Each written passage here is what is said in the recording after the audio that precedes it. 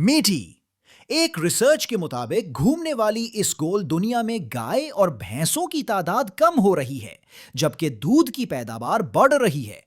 ایسا کیسے ہوتا؟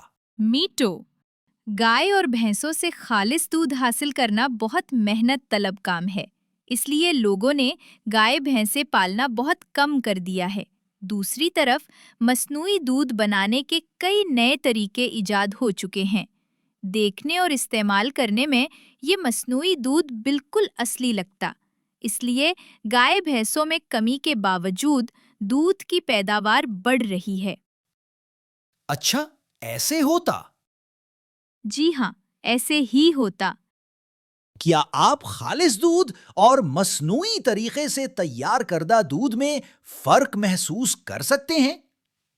اگر ہاں، تو خالص دودھ کی پہچان کا طریقہ کمنٹ سیکشن میں تفصیل کے ساتھ تحریر کریں۔ میٹو اینڈ میٹھی کی کراری باتیں سننے کے لیے ہمارے چینل کو لائک، سبسکرائب اور شیئر کریں۔